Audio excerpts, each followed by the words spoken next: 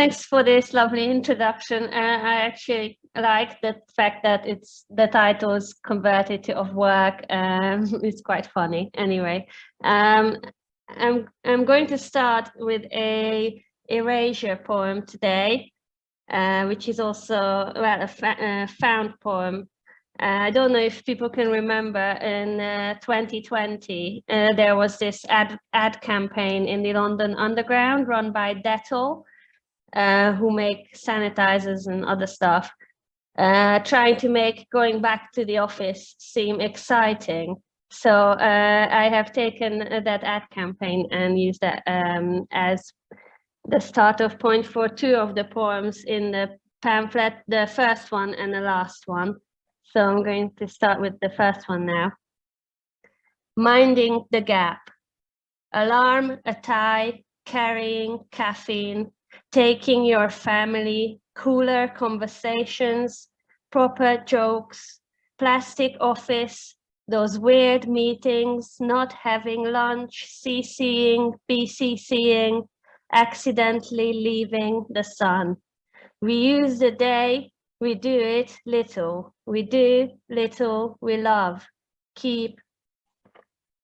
And that was the first poem. Next poem, called Fizz and Excitement, is actually going to appear in the next issue of Butcher's Dog, issue 17. So look out for that. It's a lovely magazine. I'm really excited to be in it. The poem is called Fizz and Excitement, and the title refers to something a beloved Tory politician, Jeremy Hunt, said, who, by the way, is a commercial landlord. There's only so long you can carry on working completely remotely, or you start losing the fizz and excitement that you get in a really good workplace. So here comes Fizz and Excitement. Recall that feeling of entering, honey, I'm home, remember stepping over threshold, now hardening. Outside a foreign entity, remember standing by the water cooler, office plant says good morning. 9 a.m. meeting, 10 a.m. meeting, 11 a.m. pop out for a packet of cheese and dread. Walk home in anticipation. Downhill ride, hair flying. Do you need anything from the shops? A crunchy, commute to couch, shut eyes, picture yoga, shavasana, breathe, hug yourself tight, straight jacket style, sleep. Recall that feeling. Thank you. The next poem is called GIF, and it previously appeared in the legitimate snack that Aaron has mentioned. GIF. In the round mirror, face edges, hair granular, stare into white of the eye, see nights dreaming your death, your face looking back. In the round mirror, aches angular, mouth holds back scream. This transaction between me and mirror image of me is a Hollywood movie. You can do this. Corporate single woman in her 30s. Straightening jacket, crisp shirt, floss, look down at toothpaste stains, ripping pajama stitch, stay afloat in bath, same again day.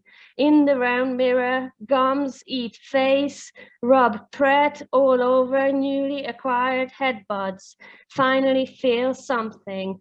Dunk myself in iced lattes, revert. In the round mirror, smiling. What else is there? Is smiling, is laughing, is cackling, is crying. And the next one is called Plants.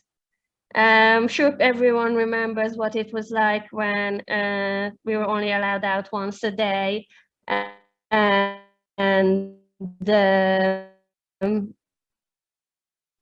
this poem was written then, also previously appeared in Acumen poetry. Plants.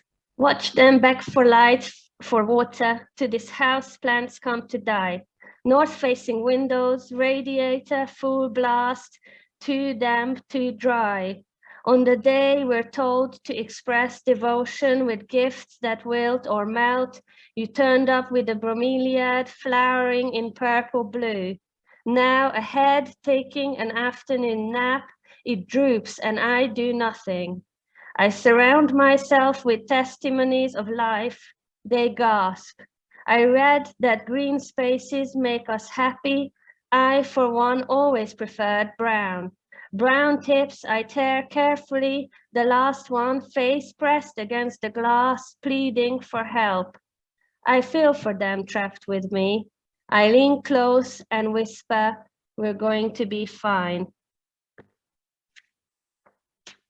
Next one is back to the work theme again. I basically work in marketing/communications, and over lockdown, I think more than ever, I started to feel like what I was doing was kind of pointless, even though I was working for a fairly virtuous organization.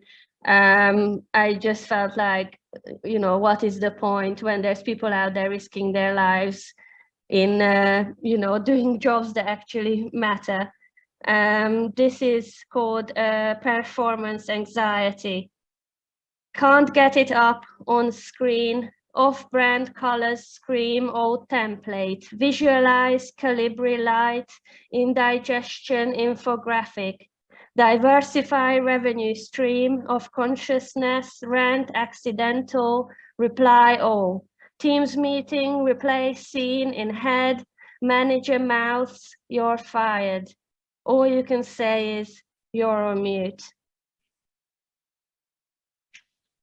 Hopefully I am not overrunning.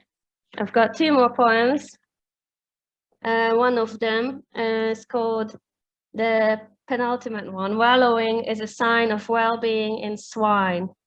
Roll around like pigs in this language, parasite, scratch until I bleed, and acronyms.